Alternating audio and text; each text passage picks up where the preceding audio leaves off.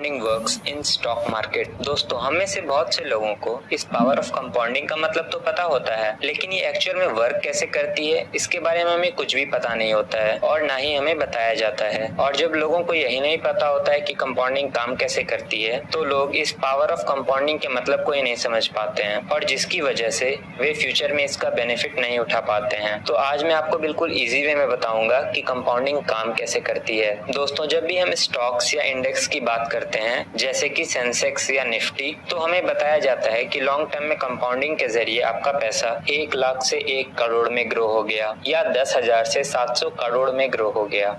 लेकिन आपका पैसा कंपाउंडिंग के जरिए किस तरह से ग्रो हुआ ये आपको नहीं बताया जाता है। सो डोंट वरी, इस वीडियो के बाद आपके ये सारे डाउट्स क्लियर हो जाएंगे। तो जैसा कि हम सब जानते हैं, जब हम किसी ए नेम की कंपनी की शेयर्स खरीदते हैं और जब उस शेयर का प्राइस बढ़ जाता है तो हमें उससे प्रॉफिट होता है। तो अब आप सोचोगे कि इसमें कंपाउंडिंग कहाँ है। जैसा कि मैंने कहा, कंपाउंडिंग एक लॉन्ग टर्म प्रोसेस है। इसके लिए आपको कई सालों तक इंतजार करना पड़ता है। ये आपको 1 साल या 2 साल में देखने को नहीं मिलने वाला और इसके लिए आपको काफी डिसिप्लिन वे में इन्वेस्ट करना पड़ता है। और जिन लोगों में लैक ऑफ पेशेंस होता है वे जिंदगी में कभी इस कंपाउंडिंग के मैजिक को एंजॉय कर ही नहीं पाते। तो पहले मैं आपको थोड़ा प्रैक्टिकल वे में कंपाउंडिंग को समझाने की कोशिश करता हूँ। तो बहुत टाइम पहले कभी ना कभी एक एप्पल की कीमत 50 पैसे जरूर रही होगी और टाइम के साथ साथ जैसे जैसे इन्फ्लेशन बढ़ी इसके प्राइस भी जरूर बढ़े होंगे। 50 पैसे से इसका प्राइस 75 पैसे हुआ होगा, फिर 1 रुपए, फिर 5 रुपए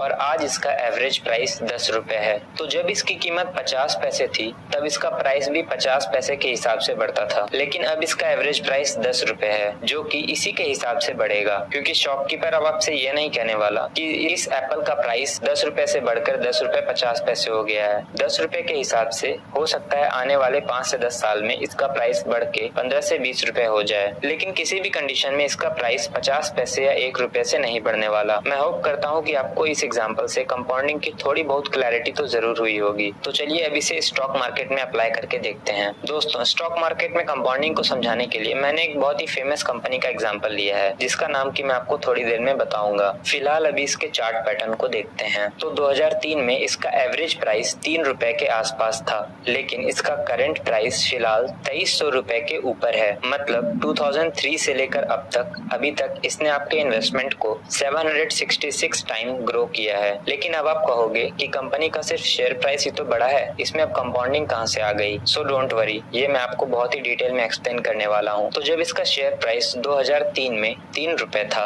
तब इसका शेयर प्राइस 3 रुपए के ही हिसाब से ग्रो होता था। जैसे 3 रुपए 50 पैसे, 4 रुपए 60 पैसे, 6 रुपए या फिर 11 रुपए, जो कि 3 रुपए के हिसाब से काफी अच्छी ग्रोथ है। लेकिन आज इसका शेयर प्राइस 2300 से भी ऊपर है। अगर ये कंपनी आने वाले टाइम में भी अच्छा परफॉर्म करती है तो इसका शेयर प्राइस 2300 रुपए के हिसाब से बढ़ेगा, ना कि 3 रुपए के हिसाब से। अब फ्यूचर में इसका शेयर प्राइस क्या होगा ये तो बताना बहुत ही मुश्किल है, क्योंकि ये तो टोटली उसके बिजनेस पर ही डिपेंड करता है। फिलहाल आप सिर्फ इतना ही कर सकते हो कि आप उसके बिजनेस को अच्छे से समझो और उसके फंडामेंटल्स को अच्छी तरह एनालाइज करो। तो चलिए मैं आपको थोड़ा और डिटेल में समझाने की ट्राई करता हूँ। तो मान लीजिए आपने 2003 में सिर्फ इस कंपनी में 1000 रुपए का इन्वेस्टमेंट किया, जिसके बदले में आपको 323 शेयर्स मिले, लेकिन आज इसका शेयर प्राइस 2300 रुपए से भी ज्यादा हो चुका है। तो आपका टोटल इन्वेस्टमेंट ग्रो होके हो चुका है 7.5 लाख रुपए से भी ज्यादा। मान लीजिए किसी दिन इसका प्राइस सिर्फ 1% से बढ़ा, लेकिन आपको एक ही दिन में आपकी इन्वेस्टमेंट पे 7000 से भी ज्यादा का प्रॉफिट मिला। इसे ही हम कहते हैं मैजिक ऑफ कंपाउंडिंग, जो कि आपकी इनिशियल इन्वेस्टमेंट जो कि केवल 1000 रुपए की है उसका भी 7 गुना है। मतलब आपको एक ही दिन में 700% से भी ज्यादा का प्रॉफिट मिला।